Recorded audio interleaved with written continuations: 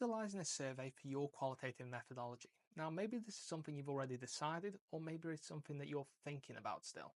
Now, the question of whether a survey is the right method for your research project is something that you can only really answer.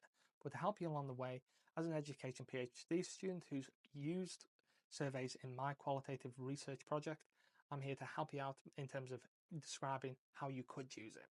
Now, first of all, it's deciding on what the purpose of it is. Do you want it for a recruitment-based tool where you're getting some core information, but it's not going to be overly cumbersome because you're going to have other questions that you'll follow up in interviews and other mixed method approaches? Or are you using that as your whole survey? And that the whole survey is the main bulk of your research project, therefore it's going to be far longer. Now, the other question here is the length of the survey. If you make the survey too long, you are going to lose some of your participants. They simply won't finish it. If you make it too short, you might not get the information you want. And this is the other point that it comes to. What information is essential and what can be left to other forms of data collection. Now, generally speaking, demographic information in a survey can be useful for a number of reasons. You can have it as a follow-up point for your interviews. You can use it as a tool to collect that information, but then allowing you to be more impartial in your interviews. And coming back to it at a later point when you do your data analysis to look at them both effectively in isolation and then bringing them together in the analysis point. Or you can use it to collect short answer or long answer questions, which you can review with thematic analysis, which is how you actually are looking at developing a coding framework for the responses to the short or long answers.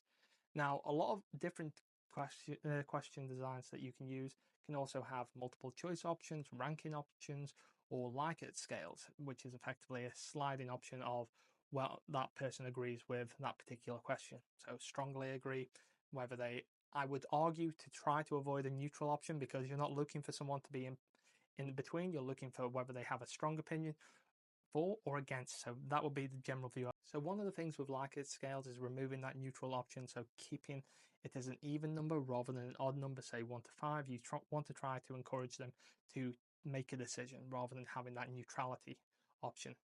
Now, other points, multiple choice can give you a good example, or matrix questions if you're asking them to select or rank different points, completely useful for that.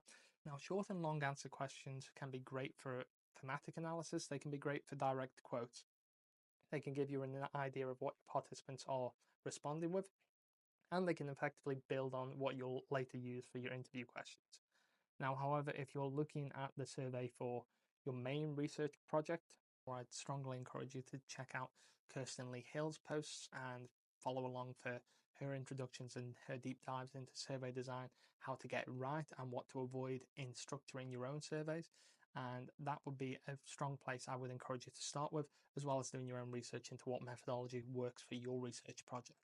If you have any questions, please drop a comment. I'm more than happy to answer as many questions as possible. And thank you very much for listening. If you want to find out more about qualitative research or education research, then like and follow for more.